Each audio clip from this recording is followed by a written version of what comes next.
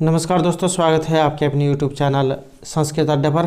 दोस्तों, आज के जो वीडियो इसमें हम करेंगे बाल विकास एवं शिक्षा शास्त्र से संबंधित महत्वपूर्ण प्रश्नों को जो आपके आगे आने वाले एग्जाम के लिए महत्वपूर्ण होंगे। और अगर आप किसी भी यहाँ पर एग्ज़ाम की तैयारी कर रहे हैं, चाहे इसमें आपका एसटेट है, सीटेट, यूपीटेट, आरटेट, कोई सा भी एग्ज़ाम हो जिसमें बाल विकास से संबंधित क्वेश्चन पूछे जाते हैं, तो ये क्वेश्चन आपके लिए महत्वपूर्ण रहेंगे। क्योंकि एक बार जो क्वेश्चन एग्जाम में आ जाते हैं उनकी दोबारा भी आने की संभावना रहती है। और यहाँ पर आज की वीडियो में हम जो क्वेश्चन पेपर को करेंगे, ये 2018 में एग्ज़ाम हुआ था, उसमें क्वेश्चन पेपर आया हुआ था। तो सभी क्वेश्चन यहाँ पर महत्वपूर्ण आएंगे। और अगर आपने हमारी पहले वाली वीडियो नहीं देखी तो इसे आप आई बटन पर क्लिक करके देख सकते हैं, या जो हमारे चैनल की प्लेलिस्ट है वहाँ पर जाकर आप तक के जितने भी वीडियो हैं सभी को आप देख सकते हैं। और वीडियो शुरू करने से पहले अगर आपने अब तक हमारे चैनल को सब्सक्राइब नहीं किया तो सब्सक्राइब कर ले, और साथ में जो घंटे वाला आइकन है इसे जोड़ दबाएं, जिससे आपको हमारे आने वाली जो वीडियो है उसकी नोटिफिकेशन मिलती रहेगी। और दोस्तों, वीडियो को लाइक, कमेंट और शेयर जरूर कीजिएगा। और लाइक करने से हमें कुछ नहीं मिलता, सिर्फ एक थोड़ा सा जो मोटिवेशन मिलता है, तो लाइक जरूर कीजिएगा और हमारे साथ अंत तक बने रहिएगा। तो हमारा जो यहाँ पर पहला क्वेश्चन है कि सृजनात्मकता को किसकी अवधारणा से संबंधित माना गया है। यहाँ पर हमारा सी आंसर रहेगा ऑप्शन 3। सृजनात्मकता जो है इसको यहाँ पर विविध सोच की अवधारणा से संबंधित माना गया है। और सृजनात्मकता से नए विचारों का समावेश होता है। सृजनात्मक जो यहाँ पर शब्द है, ये प्रतिभाशाली जो छात्र होते हैं, जो टॉपर कहते हैं, टॉपर से भी ऊपर वाले जो है सृजनात्मकता की श्रेणी में रखे जाते हैं। तो जो संभावित समाधान को प्रेरित करता है। और सृजनात्मकता का तात्पर्य नए विचारों के उद्भव से होता है, जो विविध सोच की संकल्पना से संबंधित है। तो सृजनात्मक जो है इसका मतलब आता है जिसका जो शब्द भंडार जो है ज़्यादा विस्तृत होता है, ज़्यादा नॉलेज कह सकते हैं आप। तो विविध सोच यहाँ पर इसमें से आंसर रहेगा। अगला क्वेश्चन है, किसी भाषा के स्वीकृत ध्वनि संयोजनों को इसके नियमों के अंतर्गत बताया जाता है। तो ये इसमें कौन से हैं? यहाँ पर हमारा सी आंसर रहेगा ऑप्शन 4, ध्वनि संबंधी। तो इसके अंतर्गत यह बताया जाता है कि किसी भी भाषा की ध्वनि किस प्रकार निश्चित ध्वनि संयोजनों के नियमों को प्रदर्शित करती है। और ध्वनि संबंधित नियमों के तहत भाषा के स्वीकृत ध्वनि संयोजनों का नियमित अध्ययन किया जाता है। तो ध्वनि संबंधी नियमों के अंतर्गत इसको रखा जाता है। थोड़ा सा यहाँ पर देखने की जरूरत है, यहाँ भी ध्वनि है और इसमें भी ध्वनि है। तो भाषा के स्वीकृत ध्वनि संयोजनों को इसके ध्वनि संबंधी नियमों के अंतर्गत बताया जाता है। कई बार एग्जाम में जो है क्वेश्चन में ही आंसर को देकर रखते हैं। अगला क्वेश्चन है, जब सोचने की प्रक्रिया किसी भाषा के द्वारा प्रभावित होती है तो ऐसी स्थिति को क्या कहते हैं? तो इसे कहा जाता है भाषा निर्धारित। भाषा निर्धारण ये एक ऐसा विचार है जो भाषा और इसकी सीमित संरचना किसी व्यक्ति की सोच, ज्ञान एवं अवधारणा को निर्धारित करते हैं। तो भाषा निर्धारण यहाँ पर इसमें सी आंसर ये रहेगा। नेक्स्ट है, अपने अनुभव एवं सुझावों के आधार पर उपकरणों में खराबी के कारण जो परिकल्पना का परीक्षण कर रवि उपकरण की मरम्मत करता है वह उपयोग करता है। तो यहाँ में वह किसका उपयोग कर रहा है? तो यह है कलन विधि का। और ये जो कलन विधि है इसका उपयोग गणनात्मक समस्या का समाधान करने के औजार के रूप में किया जाता है। कलन विधि जो है ये कई बार शब्द इसमें ऐसे दिए रहते हैं जिनका हमें पहली बार सुनने को मिलते हैं। तो कलन विधि जो है इसका उपयोग गणनात्मक समस्या का समाधान करने के औजार के रूप में किया जाता है। और इस विधि में आकलन, विश्लेषण एवं तर्क का सहारा लिया जाता है। अगला क्वेश्चन है, दिव्या अक्सर निर्देशित कार्यों को छोटे छोटे हिस्सों में विभाजित कर आसान बना लेती है, तो वह इनमें से किसका उपयोग कर रही है? तो वो कर रही है यहाँ पर उपलक्ष्य विश्लेषण विधि का। इस अवधारणा का उपयोग समज्ञानात्मक विज्ञान और शैक्षिक मनोविज्ञान के क्षेत्रों में विशेष रूप से किया जाता है। सामान्यतः समस्याओं के हल में इस विधि का विशेष रूप से उपयोग किया जाता है। और इस विधि के तहत छात्र विविध चरणों के आधार पर अधिगम कर सकते हैं। नेक्स्ट है पुरुष और महिला की भूमिकाओं का निर्धारण समाज करता है। तो यह कथन इनमें से क्या बताता है? तो यहाँ पर हमारा सी आंसर रहेगा ऑप्शन ये 3। लैंगिकता एक सामाजिक अवतरण है। समाज पुरुष एवं महिलाओं के लिए एक उपयुक्त व्यवहार आदर्श के तौर पर सृजित करता है और यह अनुवांशिक, अंतर्ज्ञानी और अंतर्निहित अवतरण ही नहीं है। पुरुष और महिलाएं सामाजिक स्तर पर निर्णायक भूमिका निभाते हैं, में अपने दायित्वों का निर्वहन करते हैं।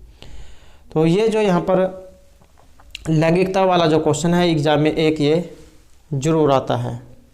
तो लैंगिकता वाला जो क्वेश्चन है ये आपने पक्का जरूर कर लेना है। अगला क्वेश्चन है ग्रेडिंग, कोडिंग, अंकन और क्रेडिट संचय प्रणालियाँ ये किसके उदाहरण हैं? तो ये माने गए हैं यहाँ पर अधिगमकर्ताओं की उपलब्धि के आंकलन की गणन विधि। ये सभी बालकों की शैक्षिक योग्यताओं की उपलब्धि को दर्शाने वाले मापक हैं और यह विधि शिक्षक और अभिभावक को अधिगमकर्ताओं की उपलब्धि के बारे में जानने में महत्वपूर्ण भूमिका निभाती है। ग्रेडिंग, कोडिंग, अंकन, क्रेडिट संचय ये केवल शैक्षिक योग्यता के परिणाम को निर्धारित करते हैं और उनके नैतिक एवं व्यवहारिक परिणाम को नहीं। अगला क्वेश्चन है अधिगमकर्ताओं की उपलब्धि का आंकलन शिक्षकों की सहायता करता है। तो अधिगमकर्ता की उपलब्धि का आंकलन ये शिक्षकों किस में सहायता करेगा? तो ये सहायता करेगा उनका यहाँ पर ऑप्शन 4 अधिगमकर्ताओं के प्रदर्शन का रिकॉर्ड रखने में। तो ऐसा करने से अधिगमकर्ताओं में प्रभावी सुधार हेतु योजनाओं के क्रियान्वयन में सहायता मिलती है और इससे विद्यार्थियों के शैक्षिक प्रदर्शन में भी गुणात्मक सुधार लाया जा सकता है।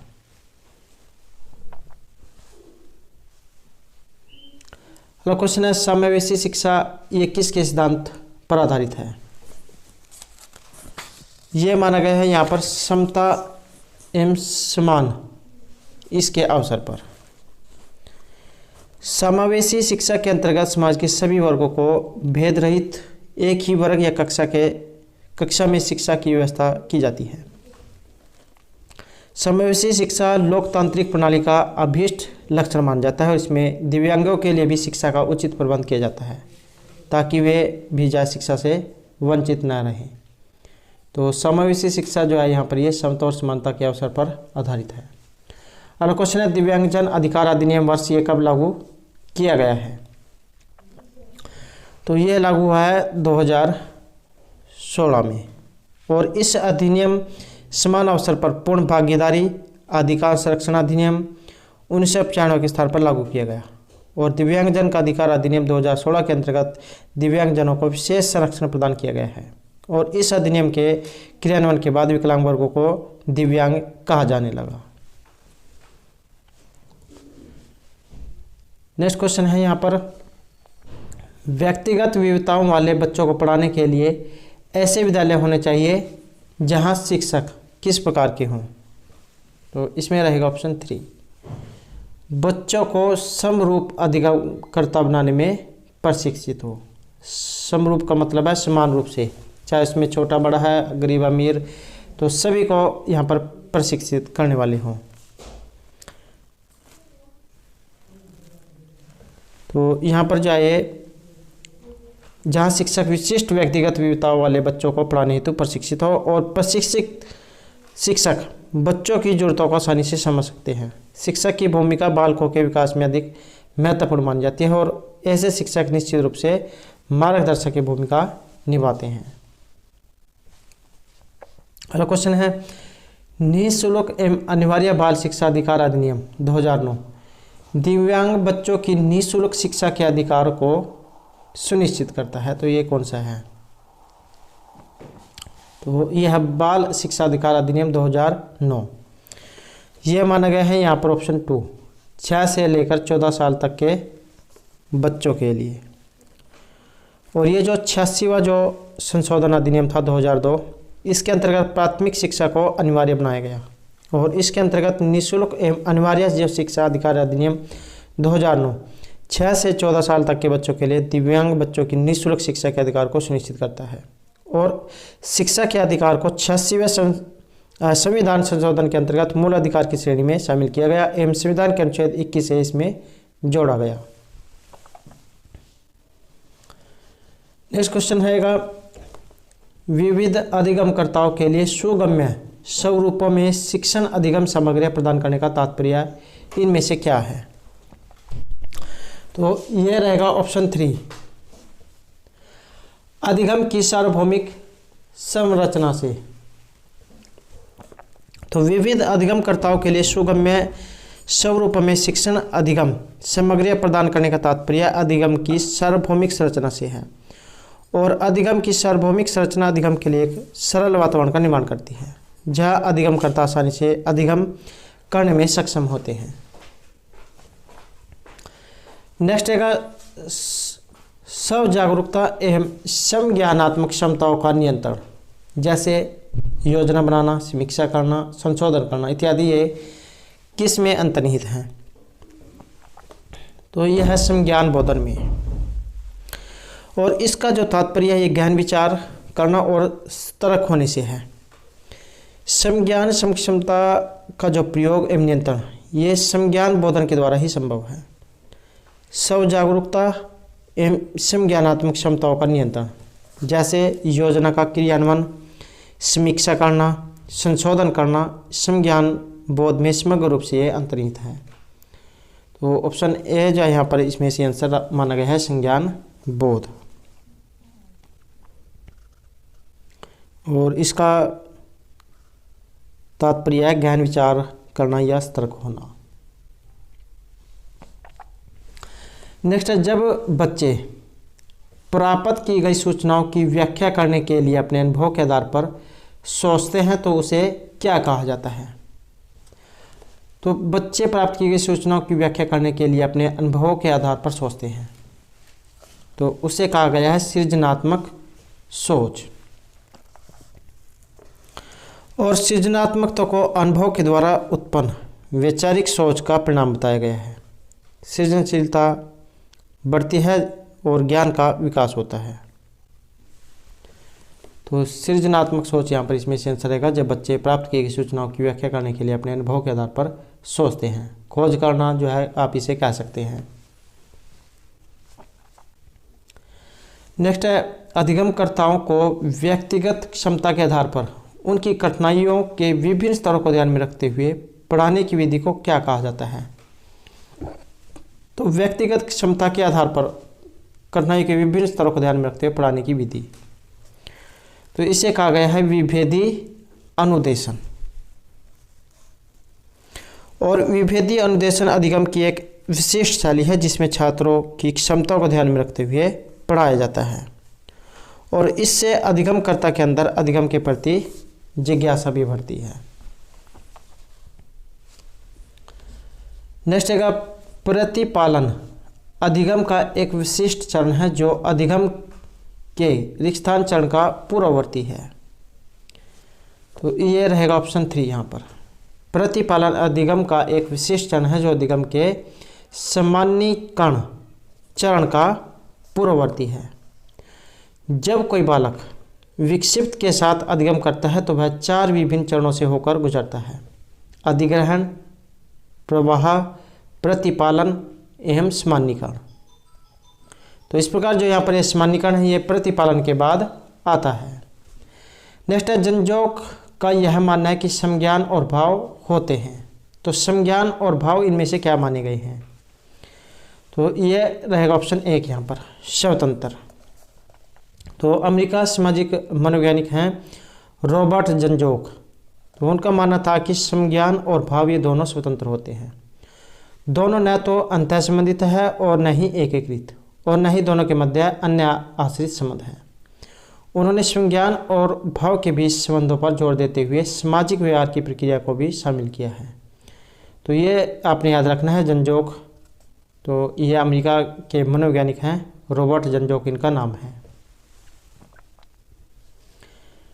नेक्स्ट क्वेश्चन है, पहले से सीखे हुए कार्यों में सुधार के लिए शिक्षक बच्चों को प्रदर्शन देकर सिखा रहा है तो वह शिक्षण की किस विधि का प्रयोग कर रहा है? तो पहले से सीखे हुए कार्यों में सुधार लाने के लिए। तो यह माना गया है यहाँ पर अवलोकन। अवलोकन जो है ये शिक्षण विधि में पूर्व किए गए अधिगम के अनुरूप अध्ययन किया जाता है, और अवलोकन शिक्षण विधि में गलतियां होने की संभावना बहुत कम होती है, और इससे आत्मविश्वास की भावना भी बढ़ती है।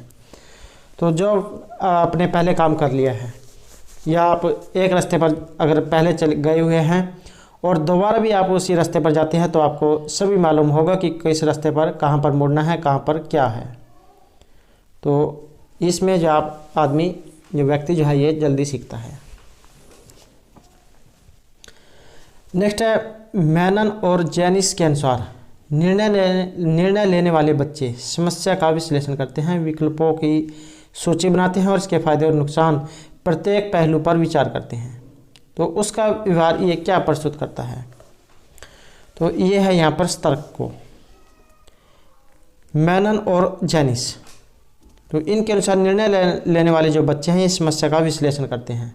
विश्लेषण हो गया उसकी खोज करना या उसके बारे में पता लगाना, और उसकी सूची बनाएंगे और इसके फायदे और नुकसान जाए देखेंगे। तो बच्चे का जो यह व्यवहार दिखाता है कि इसमें सतर्कता की भावना अति प्रबल है, और किसी कार्य को करते समय सतर्क रहने से त्रुटि होने की संभावना बहुत कम होती है। नेक्स्ट है एक समस्या सुधारक बच्चा विचार के आधार पर कथनों की सच्चाई या संभावना का मूल्यांकन करता है। तो यह है यहाँ पर तार्किक को।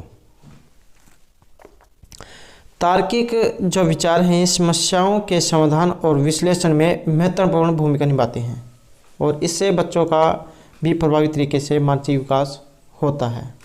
तार्किक मतलब हो गया सोच कर जो है किसी कार्य को करना।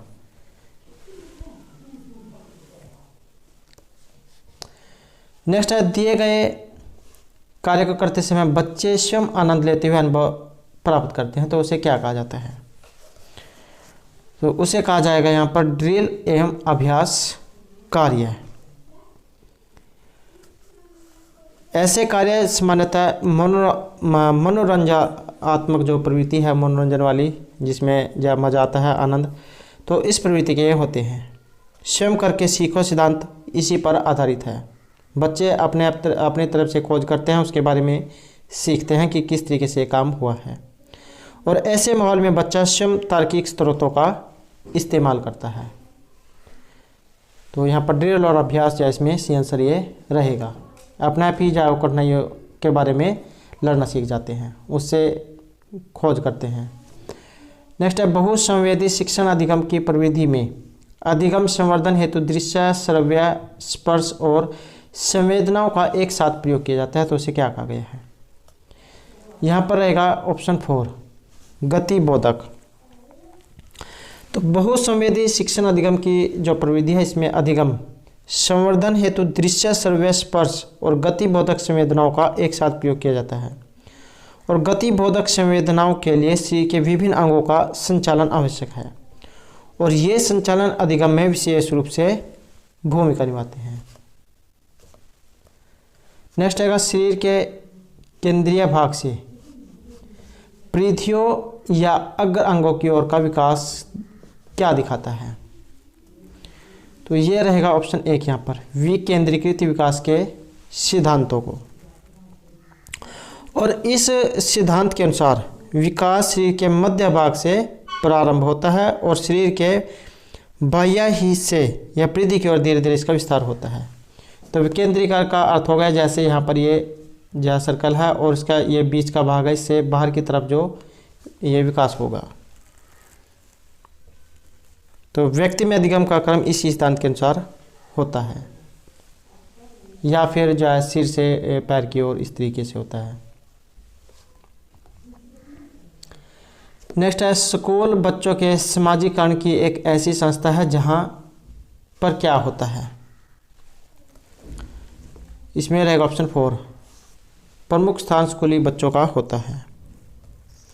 एक स्कूल बच्चे के लिए तनाव मुक्त वातावरण का निर्माण करता है और स्कूल में शिक्षक का दायित्व है कि बालकों के अधिगम में व्यापक सुधार लाने हेतु सकारात्मक कदम उठाए।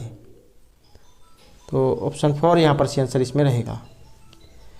नेक्स्ट है, जब आप एक शिक्षक समूह से जुड़ जाते हैं और अपने समूह के अन्य लोगों की तरह ही पोशाक धारण करने लगते हैं तो आप इसमें से किसका प्रदर्शन कर रहे होते हैं? तो इसमें रहेगा ये समूह की पहचान का। जब हम एक ऐसे शिक्षक समूह से जुड़ जाते हैं और अपने समूह के अन्य लोगों की ही तरह एक समान पोशाक धारण करते हैं तो इससे समूह विशेष की पहचान आसानी से हो जाती है। इससे समूह आज्ञाकारिता, समूह निर्देशन, अनुपालन, समूह की अनुपता का प्रदर्शन नहीं होता और समूह की पहचान पोशाक धारण करने से आसानी से हो जाती है। तो इसका मतलब है ड्रेस कोड से, या जिस प्रकार बच्चे जो होते हैं उनके पास एक ड्रेस लगा दी जाती है कि सभी बच्चों को एक ड्रेस पहन के आनी है, या टीचर के पास एक ड्रेस कोड लगाया जाता है, तो जिससे आसानी से पता लग जाता है कि ये जो है टीचर हैं। या आप अन्य विभागों में भी लगा सकते हैं, तो अलग अलग जो विभाग है उनमें अलग अलग ड्रेस लगाई गई है, तो इससे पता लग जाता है कि ये कौन से विभाग से है या क्या इसका पद है। नेक्स्ट क्वेश्चन रहेगा, किसी वस्तु के स्थायित्व की अवधारणा जीन पियाजे के विकास के कौन से चरण से प्राप्त होती है? तो यह रहेगी यहाँ पर संवेदी गामक से। और यह जो संवेदी गामक जो है ये 0 से लेकर 2 वर्ष में पूर्ण होता है। बालक अपनी स्मृति के माध्यम से ज्ञान को प्राप्त करने की कोशिश करता है और इस बालक में ज्ञान का विकास विभिन्न चरणों में संपन्न होता है। तो संवेदी गामक अवस्था आपने याद रखना, 0 से 2 साल की ये मानी गई है जीन पियाजे के अनुसार। नेक्स्ट है, व्यक्तिगत शिक्षा कार्यक्रम की योजना, ये यहाँ पर इसके संदर्भ में बनाई जाती है। तो ये मानी गई यहाँ पर बाल केंद्रित शिक्षा कार्यक्रम के संदर्भ में, और इसमें शिक्षा के विकास संबंधी विभिन्न तकनीक एवं रणनीतियों को अपनाया जाता है। बाल शिक्षा को ध्यान में रखकर रचनात्मक साधनों पर विशेष बल इसमें दिया जाता है। नेक्स्ट क्वेश्चन है, शुरू में यहाँ पर एक रिक्त स्थान है। महीनों की आयु के बीच अधिकांश बच्चे शब्दों को मिलाकर छोटे छोटे वाक्यों में बोलना शुरू कर देते हैं। तो ये माने गए यहाँ पर 18 से 24 महीने के। तो 18 से 24 महीने आप देख सकते हैं कितने होते हैं, 1.5 से 2 साल। तो बोलते समय वे हमेशा ऐसे वाक्यों का प्रयोग करते हैं जिन्हें समझना आसान होता है, इससे उनमें ज्ञान का विकास होने लग जाता है। तो ये जो है यहाँ पर छोटे छोटे जो शब्द हैं उनको बोलना शुरू कर देते हैं 18 से 24 महीने के। नेक्स्ट है, बुद्धिलब्धि या आइको की अवधारणा दी गई थी, या बुद्धिलब्धि कह सकते हैं आप इसमें। तो बुद्धिलब्धि जो है इसका प्रयोग किया गया था यहाँ पर ये बिने के द्वारा, और यह एक प्रकार की मनोवैज्ञानिक मापक है जिसे साइकोमीटर भी कहा जाता है, और यह सामान्य बुद्धि मापने की विधि है। बुद्धिलब्धि मानसिक स्थिति को दिखाता है। तो बुद्धिलब्धि का सबसे पहले प्रयोग जो बिने जो है इनका रहेगा। तो दोस्तों ये थे हमारा आज के यहाँ पर बाल विकास एवं शिक्षा शास्त्र से संबंधित कुछ महत्वपूर्ण क्वेश्चन जो आपके आगे आने वाले एग्जाम के लिए महत्वपूर्ण होंगे। और दोस्तों अगर आपने अब तक हमारे चैनल को सब्सक्राइब नहीं किया तो सब्सक्राइब कर लें, और इस की जो PDF है आप हमारे टेलीग्राम ग्रुप से प्राप्त कर सकते हैं। उसका लिंक आपको इस वीडियो के डिस्क्रिप्शन में मिल जाएगा। और नेक्स्ट वीडियो में हम नेक्स्ट जो यहाँ पर प्रीवियस ईयर का जो क्वेश्चन पेपर होगा उसको करेंगे, तो हमारे साथ बने रहिएगा। और हमारे साथ अंत बनाने के लिए धन्यवाद।